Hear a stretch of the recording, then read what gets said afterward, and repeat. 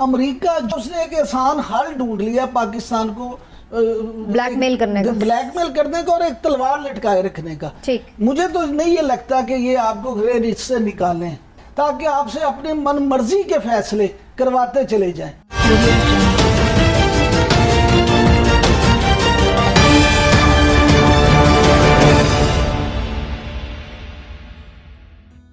پاکستان بڑے عرصے سے کوشش میں ہے کہ فیٹف کی گرے لسٹ سے نکل جائے. ہر دفعہ 3-4 مہینے کا ٹائم ملتا ہے جس میں پاکستان پھر مزید کچھ اقدامات کرتا ہے اور پھر اس کے بعد اسے دوبارہ اسی لسٹ میں رہنا پڑتا ہے. کافی عرصے سے ہم دیکھ رہے ہیں حکومت پاکستان کی جانب سے یہ کوشش کی جا رہی ہے. جو ریسنٹ خبر ہے اس حوالے سے وہ یہی ہے کہ جی 40 جو کہا گئی تھی پاکستان کو سفارشات کہی گئی تھیں ان میں سے 31 پر تقریباً عمل درآمد ہو چکا ہے.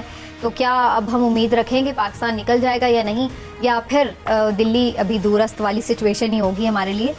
اس کے پیچھے بہت ساری کانسپریسیز اور تھیریز بھی ہیں, کانٹروورسیز بھی ہیں, تو ان کو بھی ذرا ڈگ آؤٹ کرنے کی آج کوشش کریں گے. جنرل صاحب ہمارے ساتھ ہی موجود ہیں.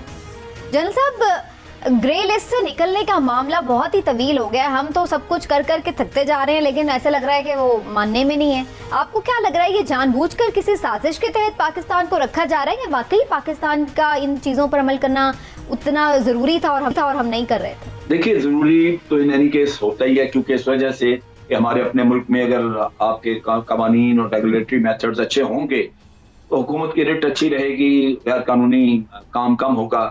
لیکن یہاں مسئلہ صرف اتنا نہیں ہے.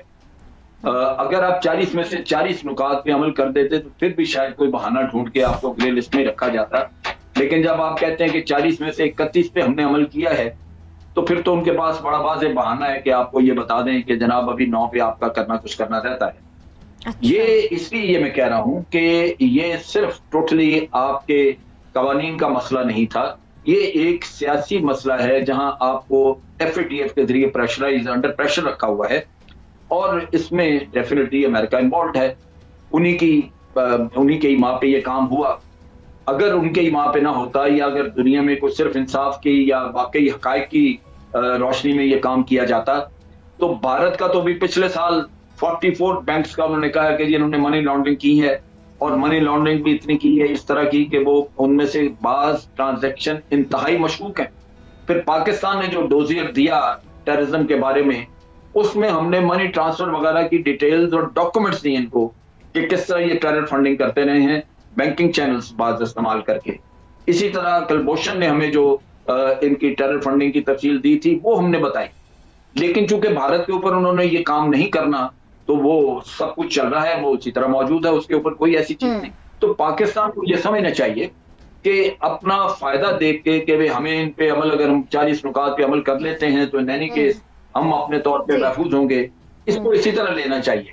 FATF سے کوئی توقع رکھنی کہ وہ آپ کو کوئی رعایت دے گی, یہ نہیں دے گا. عمران صاحب بالکل صحیح, آپ نے بڑا اچھے سے اسے ایکسپلین کر دیا. لیکن عمران صاحب, فیٹف سے نکلنا بھی ضروری ہے. اب یہ تو مجھے جنرل صاحب کی بات سن کے ہی لگ رہا ہے کہ امریکہ ادھر سے بھی ہمیں گھیر رہا ہے, ادھر سے بھی گھیرا ہے, ہر طرف سے ہمارے اوپر پریشر ہی ڈالا ہوا ہے. دیکھیں, میں تو یہ کہوں گا کہ ہمیں بار بار نا ایک ٹرک کی بتی کے پیچھے لگایا جاتا ہے, خوشخبری سنائی جاتی ہے کہ بچوں کر دو تو تانوں کٹ دیں گے.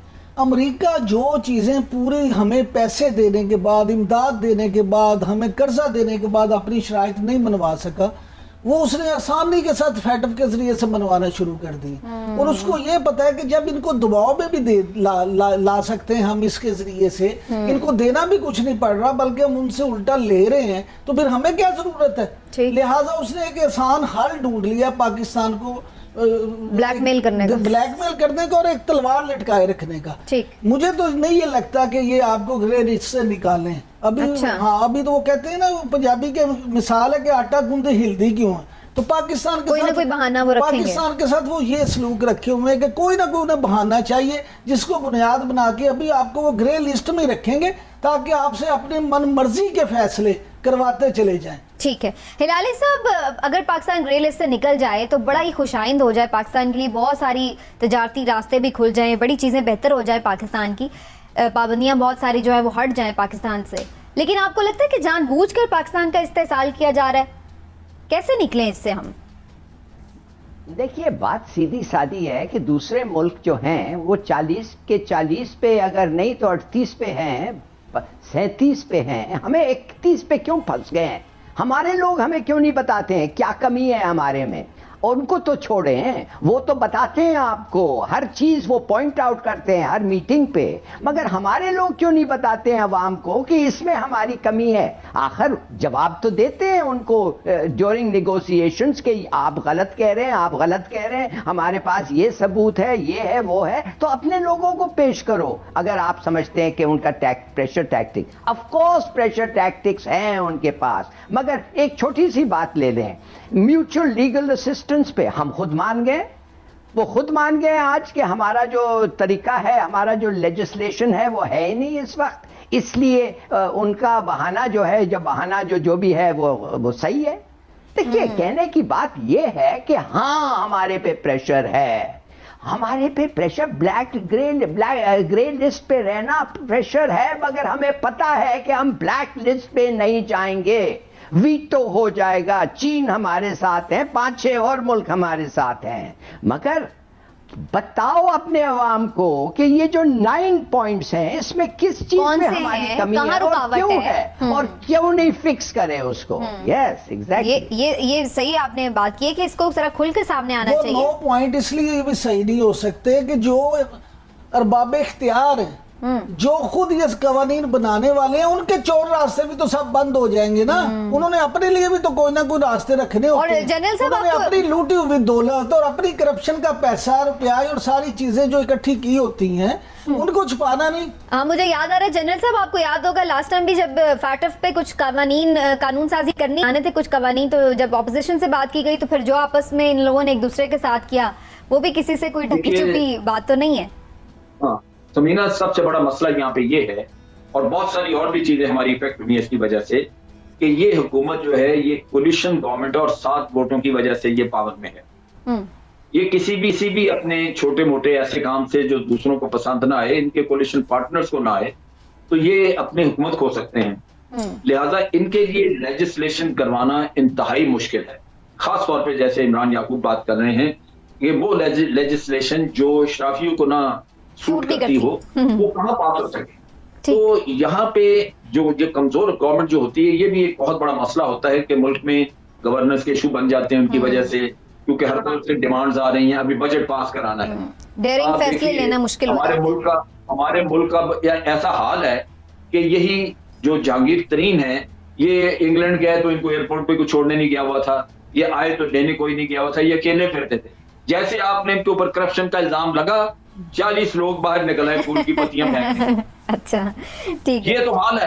صحیح ہے, تو ہمیں اپنے ذاتی مفادات سے کرنے والے کے ساتھی بہت ہیں. ٹھیک, جرم کرنے والے کے ساتھی, آج اگر شہباز شریف صاحب کے اوپر سے سارے کیس ختم ہو جائیں تو آپ کو سڑکوں پہ کیلے بھاگتے دوڑتے نظر آئیں گے. اچھا, لیکن پھول کی پتیاں پھینکنے والے ساتھ ہوں گے اگر آپ کہیں کہ یہ اربوں کھا گئے. ٹھیک, یہ ماحول, یہ معاشرہ جس طرح یہ تبدیل کرنا ہوگا. بالکل صحیح ہے جی, سنسیریٹی اگر پاکستان سے ہوگی تو ہی بالکل ٹھیک ہے, پھر یہ معاملات حل ہو سکتے ہیں. جنرل صاحب یہ اشرافیہ میں یہ بدماشی ہے, لیکن بات یہ ہے کہ عمران خان صاحب سے لوگوں کو یہ امید تھی کہ جب وہ وزیر اعظم بنیں گے تو وہ ان کی پرسنالٹی ایسی تھی, یا ہمیں یہ بتایا گیا تھا کہ عمران خان صاحب ایک ایسی شخصیت ہے. تو جنرل صاحب کہہ رہے ہیں نا کہ جب ان کے پاس اتنے ہیں نہیں بات ووٹ, جب وہ کیسے ڈیرنگ فیصلے اس طریقے سے البتہ یہ ہے کہ وہ بھی مسلطوں کا شکار ہو کے کچھ کر نہیں سکے. ٹھیک.